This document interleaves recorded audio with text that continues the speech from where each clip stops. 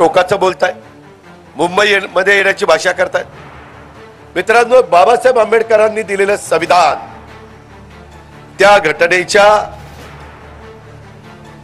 जे काही आदेश आहेत, घटनेमध्ये जे काही सांगितलेलं आहे त्याचा आदर करून आपण पुढे जातोय।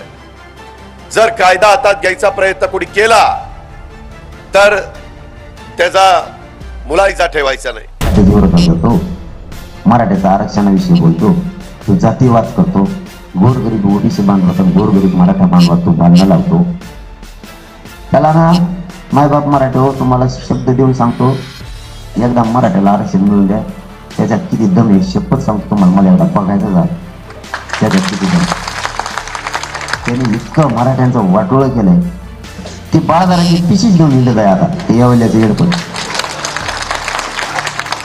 बाजाराची पिशी आणि त्याच्यात कागद आहे, त्याच्यामुळे त्याला आता मी कांदेच खायला लावणार नाही, ते चिवडायला तरी लावणार आहे कांदे। मला आरक्षण पाहिजे ना, आमचा पाठिंबा,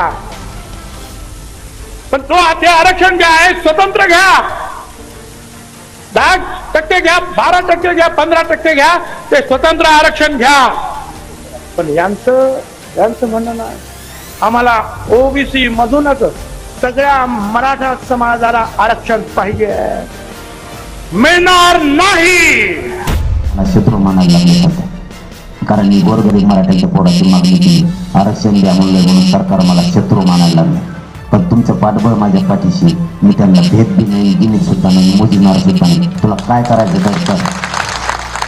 कारण मराठा समाजाच्या लेकराला आरक्षण देणं एवढंच माझं स्वप्न आहे आणि ते मी मिळवणार आहे। आणि शेवटपर्यंत मला माझा शब्द, माझा जीव जरी गेला तरी आरक्षण घेतल्याशिवाय आता मुंबईतून मला येत नाही, हे शब्द आहे तुम्हाला, फक्त तुम्ही पाठीशी।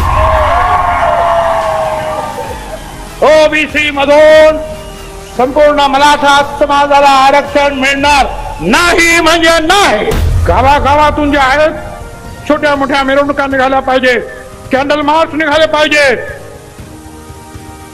ओबीसी एक करण्याच्या घोषणा झाल्या पाहिजेत। मनोज जरांगे पाटील यांनी मराठा आरक्षणाच्या प्रश्नासाठी 20 जानेवारीला मुंबईत येणारच अशी भूमिका घेतली आहे। जरांगे पाटील यांच्या या निर्णयावर उपमुख्यमंत्री अजितदादा पवार यांनी टीका केली होती। कायदा हातात घेण्याचा कोणी प्रयत्न केला तर त्याचा मुलाहिजा ठेवायचा नाही, कायद्यापेक्षा कुणीही श्रेष्ठ नाही असा टोला अजितदादा पवार यांनी लगावला होता। त्यांच्या या टीकेला मनोज जरांगे पाटील यांनी उत्तर दिलं होतं।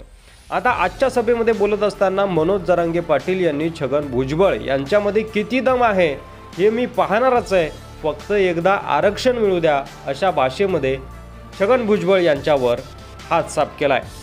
पुढे बोलताना मनोज जरांगे पाटील असं म्हणाले की मराठा आरक्षणाच्या विरोधात बोलले तर त्यांचा वेगळा विषय हाती घ्यावा लागेल असं अजितदादांच्या बाबतीत ते म्हणालेत। अजितदादांना त्यांनी सल्ला देखील दिलाय की तुम्ही तुमच्या ज्ञानाचा ग्रंथ लिहा, पण मराठा आरक्षणाबाबत बोलायचं नाही असा इशारा जरांगे पाटील यांनी अजित पवार यांना दिलाय। आज अंतरवाली सराटी येथे पत्रकारांशी संवाद साधताना त्यांनी हा इशारा दिलाय। त्यासोबतच पहिल्यापेक्षा या दौऱ्यात लोकांचा पाठिंबा वाढलाय, जास्त दिवस झाल्यानंतर आंदोलनाची धार कमी होते, पण या दौऱ्यात लोकांचा पाठिंबा वाढलेला दिसून आला असंही जरांगे पाटील यांनी म्हटलंय।